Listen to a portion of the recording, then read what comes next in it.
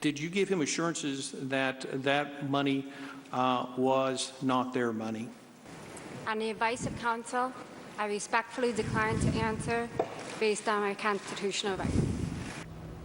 That was Edith O'Brien, MF Global's assistant treasurer, who invoked her Fifth Amendment rights at a congressional hearing yesterday into the collapse of the company. O'Brien reportedly oversaw the transfer of $175 million in the firm's final days, which may have included customer funds at the request of former CEO John Corzine. Joining us now to talk a little bit more about MF Global is Richard Roth. He's the founder and partner at the Roth law firm. Richard, let's go ahead and start with some of this testimony that we've been hearing. It seems new developments in this case continue to trickle out. First, we didn't know the customer funds were being used. Now it appears that they did, in fact, know that that was the case. So as more continues to develop in this case, as you mentioned during the break, are we going to nail someone?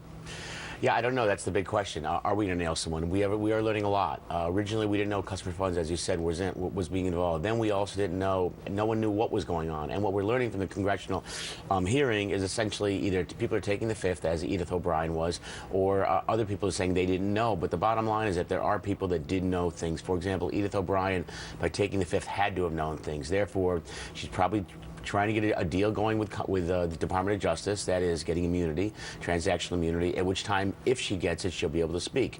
But a lot went on during that week. We had a woman, Sawinski, who was on vacation, who said there's something wrong, we're using customer funds. She's in Chicago. She was the CFO of MF Global North America. So she knows something was going on. Ms. O'Brien knew what was going on. And the big question is, how far up the ladder did it go? Right, and so there is some indication via email exchange that John Corzine did know, or he did authorize a transaction, not necessarily indicating how much he knew that was happening in those final days. But what are the implications for Mr. Corzine as we move forward? Well, the implications could be very serious. Everyone says, no one's being indicted, no one's being convicted in the recent scandals and the recent scams. But the bottom line here is that if Ms. O'Brien does essentially work a deal out with the Department of Justice, no longer takes the fifth, gets immunity, and tells everyone what happened, and if in fact we learn that Mr. Corzine was actively involved in the transferring of these customer funds to J.P. Morgan, which is where the money went, and $1.6 billion was missing, Mr. Corzine may have a tough day. They may very well go after him because he is essentially, if you will, the big whale in this. Of course. Richard, I'm just wondering what's happened to counterparties now involved. Are they getting their money back that's been locked up for months, or have they got access to that or not? Well, it's interesting. No one knows yet if they're getting their money back. What is interesting, though, is that there's a secondary market. There are entities buying those claims for up to 80% on a dollar. So there is a presumption by at least those companies that the money will be paid back, if not in full, a substantial part of it. Although we don't know yet, because that $1.6 billion was missing, and it was missing in a matter of 4 days, from the 27th of October to the 31st of October. So we don't have an answer to that yet, but there are people out there who believe that a good chunk of that money will be paid back. David, I mean, the thing about all of this is that it was based on a call that John Corzine made about peripheral debt, which actually subsequently proved to be right, except he just got he was just way too early, and he bet the farm. But there's a big lesson here, is that if you're dealing with his political analysis, actually was right. It was that the Europeans will. He said, I know these guys. The Europeans will do what is right, and European debt yields are going to come down. He made the right call. He just made it at the wrong time.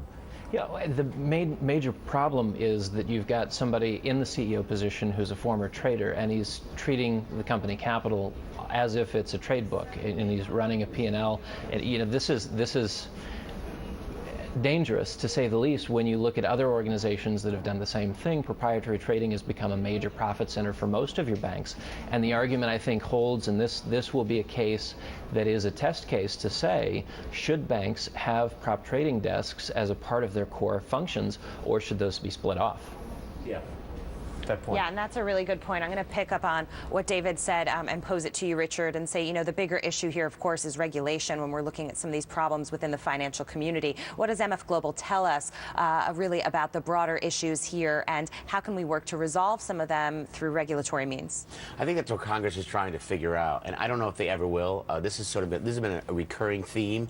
As David said, John Corzine was right, but he bet late, and the problem is not that he bet wrong. The problem is whose money it was that he bet on. And whether or not Congress can go ahead and get the SEC, get the CFTC to actually regulate better is a big question. I, for one, am not a big believer that it can be regulated better, but you can't. The bottom line is that you should not be allowed to bet on with other people's money, if you will. This is back to the 80s and the 90s. It's the same thing. Madoff, et cetera, and the regulators just are not catching it. Yeah, somehow we know we're not supposed to do it, but it continues to end up happening. It's terrible, and then a lot of people have suffered as a result. As a result, absolutely. Thank you so much to Richard Roth for joining us here, of course, founder and partner at the Roth Law Firm. Meantime, coming up next.